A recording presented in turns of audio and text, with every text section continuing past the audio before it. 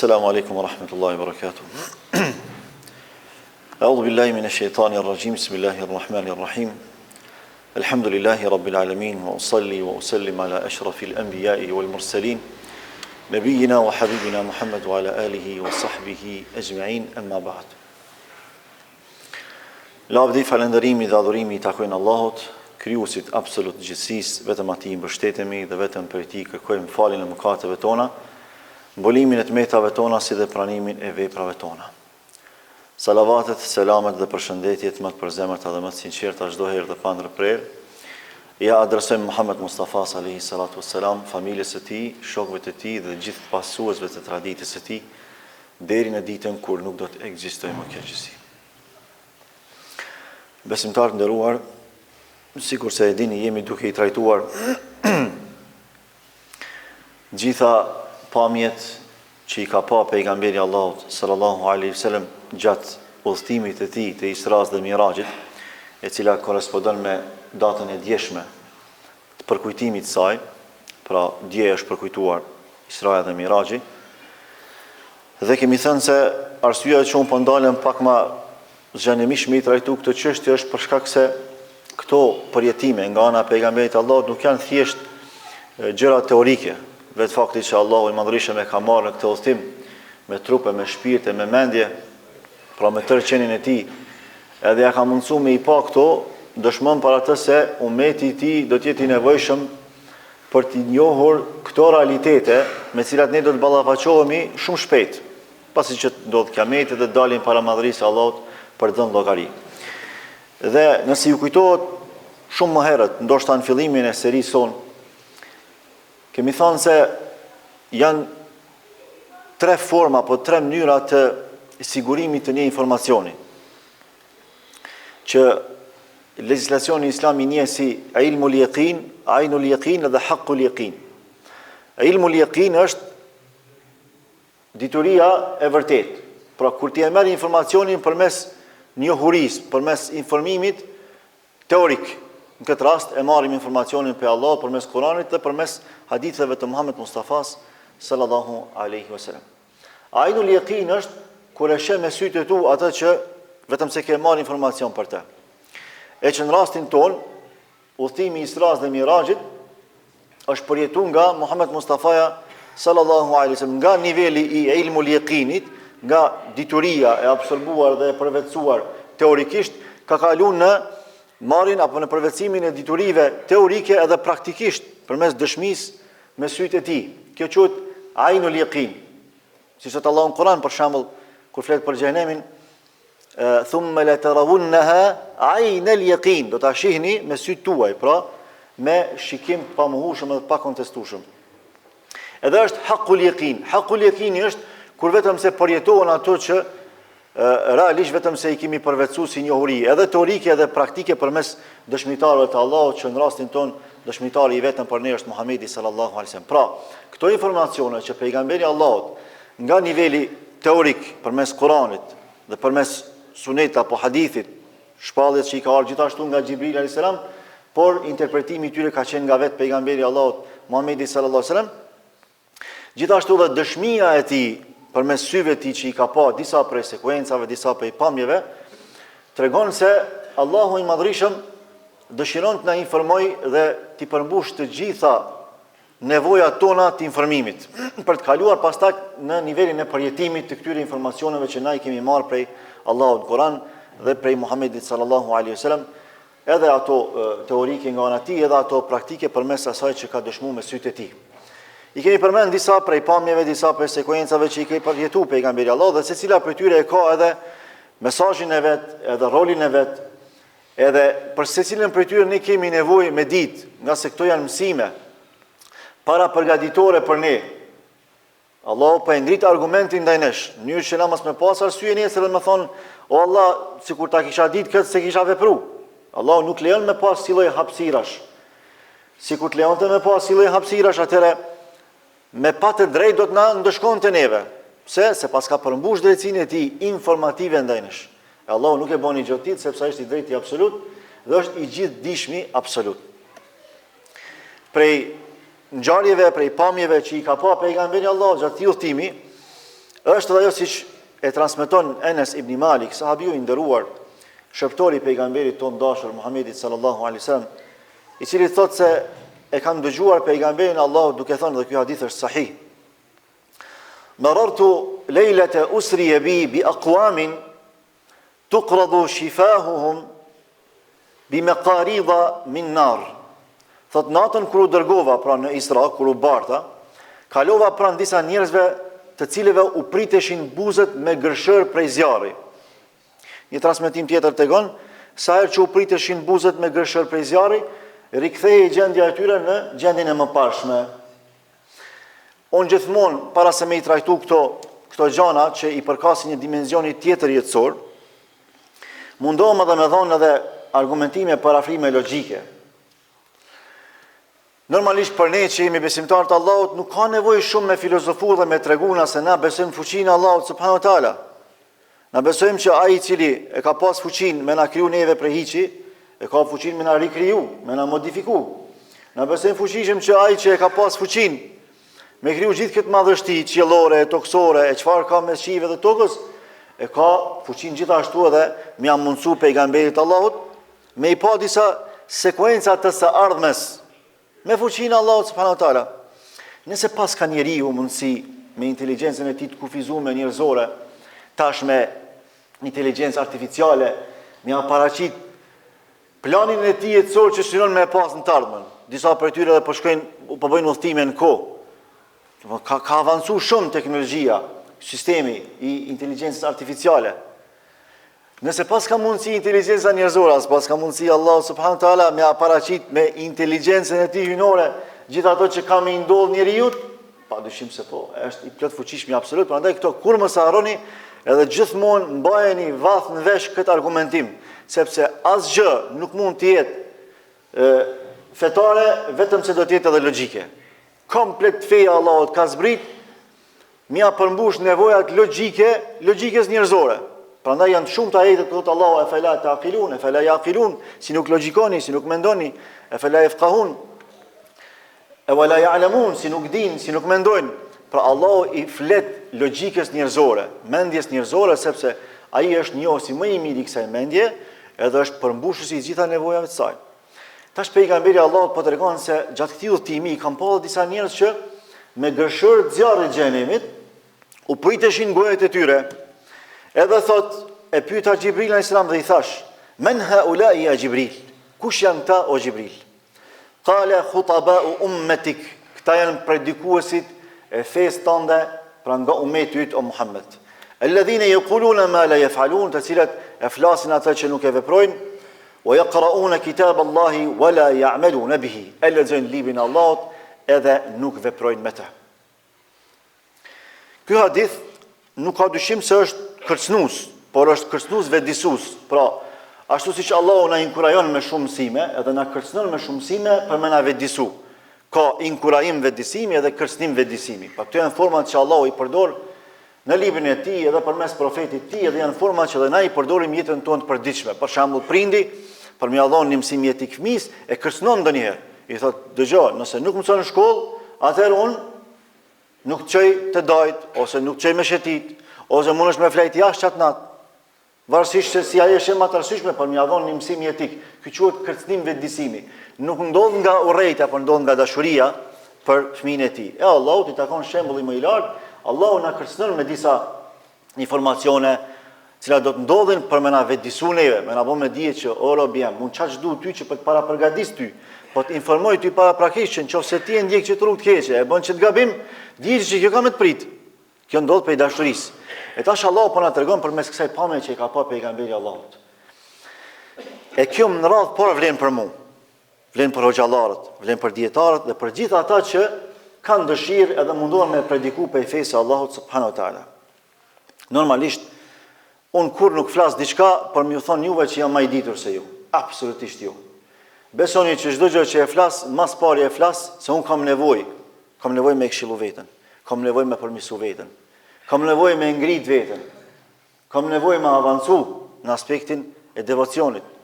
Edhe në çdo argument që e shoh, e gjej veten aty, mundohem maksimalisht me marr masën e vetvetes, sepse e gjithë jeta është xhihad. është luftë, është përpjekje.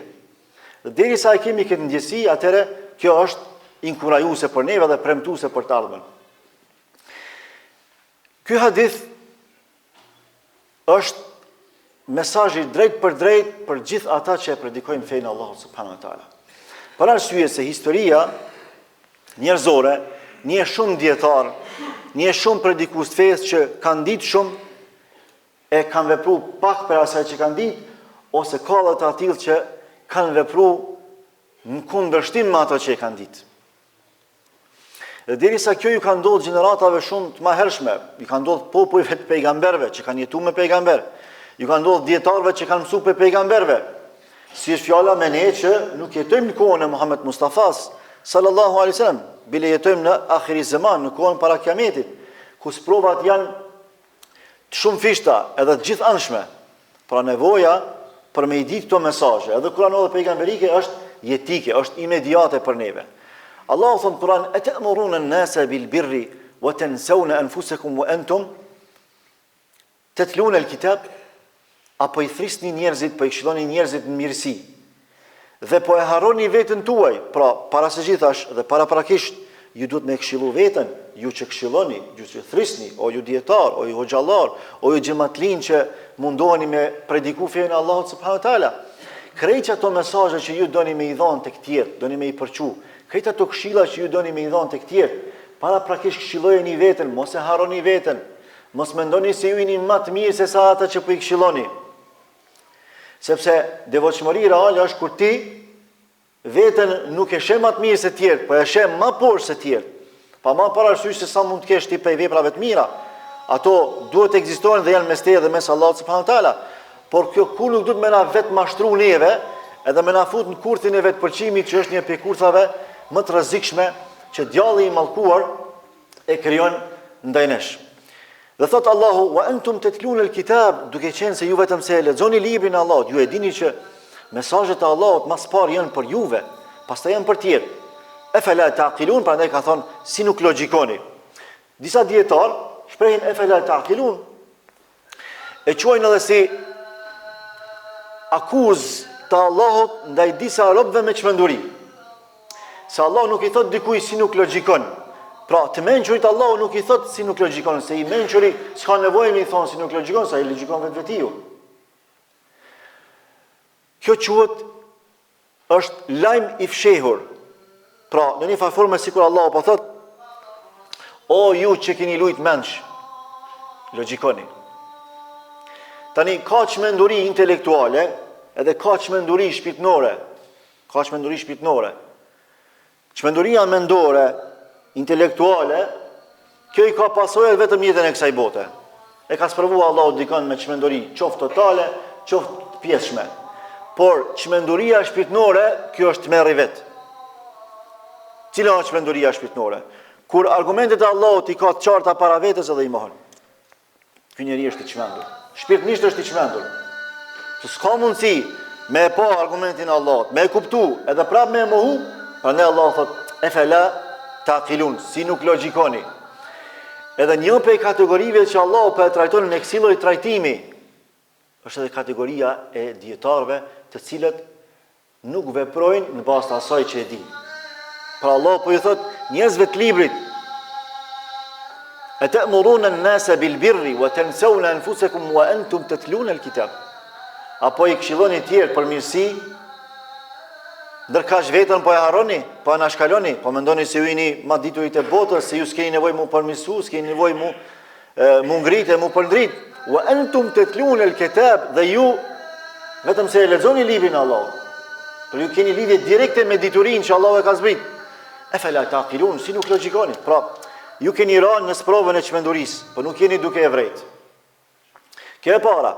E dyta është që Allahu i ka krahasu ata që dinë edhe që nuk veprojnë me diturinë që e kanë me gomarin. Thot Allahu: "Mathalu alladhina humilu at-taurata thumma lam yahmiluha kamathali al-himari yahmilu asfara."